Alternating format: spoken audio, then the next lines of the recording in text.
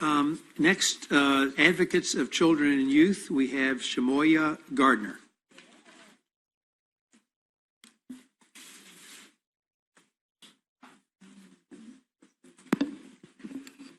Good evening, Dr. Kerwin, members of the Commission on Innovation and Excellence in Education. My name is Shamoya Gardner, and I serve as the Education Policy Director at Advocates for Children and Youth, and as one of two co-chairs for the Coalition for the Blueprint for Maryland's Future, along with Joe, who you saw earlier. My organization, ACY, is a statewide nonprofit which utilizes data analysis and engagement with impacted communities to identify policy solutions to issues which negatively impact the lives of Maryland's children and youth. We recognize that we cannot do this work effectively unless we address the oppressive systemic ills which impact young people, their families, and communities. You have my rather lengthy written testimony before you, which details additional recommendations, considerations, and concerns in each of the 5 policy areas, as well as with respect to the funding formula recommendations. I encourage you to view this testimony as an offering rather than as a challenge, and point to ACY's history of involvement with the work of the Commission, our support in the passage of both the Bridge to Kerwin and the Blueprint for Maryland's Future legislation, and our organizational commitment to improving outcomes for children as evidence that we stand with you in pursuit of a world-class system of public education. As you know, and perhaps all too well, it is impossible to address every single facet of every single issue which exists within public education in the time that you have had. And it would be similarly difficult even if you had had a decade to do so.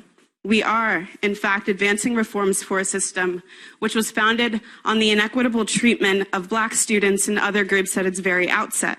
It will take some time to mitigate the impacts of racism, sexism, ableism, xenophobia, income stratification, and other forms of oppression on our students and communities, let alone the entire system. That is not, however, an excuse to delay action or to throw up our hands and act as if there is nothing left to do. Even though December and an exceptionally active legislative session are fast approaching, you all have the power of the final report. Indicate your will on the issues you've been unable to address. Make bold, declarative statements so that in January of 2020 and beyond, education and youth advocates such as myself and the many people in blue shirts behind me can carry this work forward with the stated will of the Commission backing our efforts. The state constitution specifically calls for the funding of public education via taxation or some other means. I knew that was 30 seconds. At a time when some of our state's leaders have abdicated their responsibilities to our state's youngest people and its greatest hope and a bright future in favor of short-term, illusory, and unsustainable financial prosperity, I implore you to remember the findings that brought us here. Maryland may be among the wealthiest states in the nation, but our schools are average and the outcomes we yield for students who are anything but white, neurotypical, and economically sound are less than that. What is the point in amassing wealth if we don't invest it well?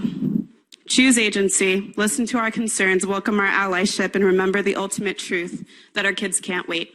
Thank you. Thank you.